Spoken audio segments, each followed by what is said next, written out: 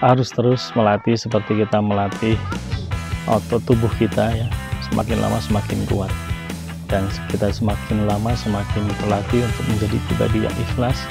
Dan ketika itu terjadi, kekuatan the power of ikhlas tadi, keutamaan-keutamaan tadi akan terjadi. Assalamualaikum warahmatullahi wabarakatuh.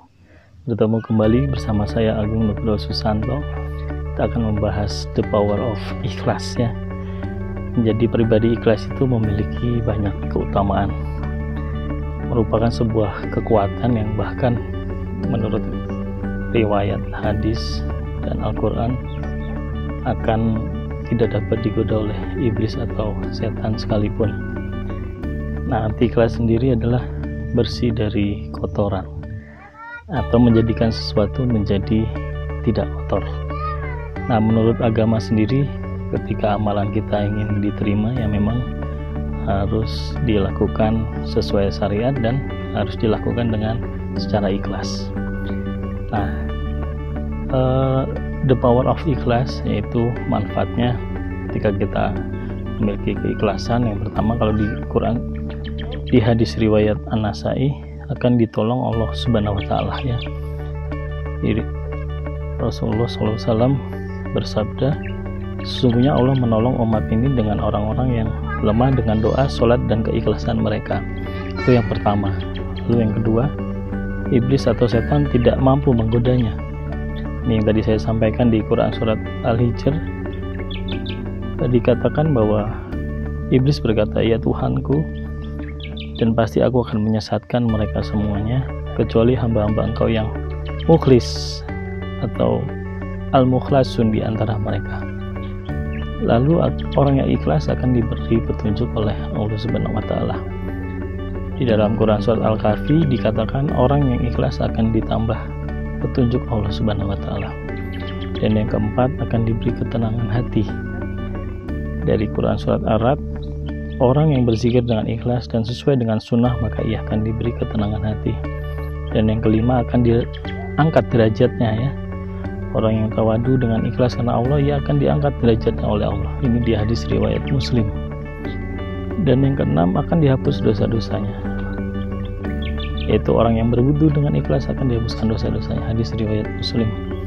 Nah, cara supaya ikhlas memang kalau sehari-hari yang sering kita rasakan, yaitu orang yang misalkan kita bersedekah ya, orang yang ikhlas kan dikatakan ya, kalau sedekahnya sedikit ikhlas itu ya, sedekah sedikit saja yang penting ikhlas. Namun artinya kalau kita sedekahnya sedikit saja yang penting ikhlas, sampai kapan gitu ya kita bisa bersedekah yang banyak?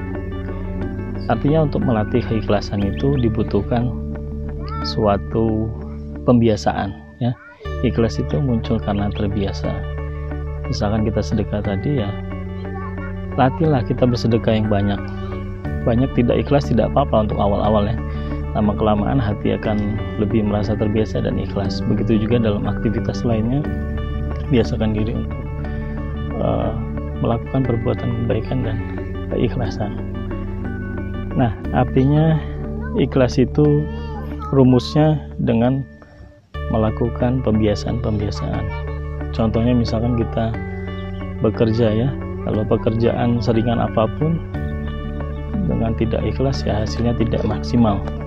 Bahkan misalkan kita sholat di masjid gitu ya, bahkan ketika kita sholat di masjid awalnya malas ya, akhirnya terbiasa dan rajin.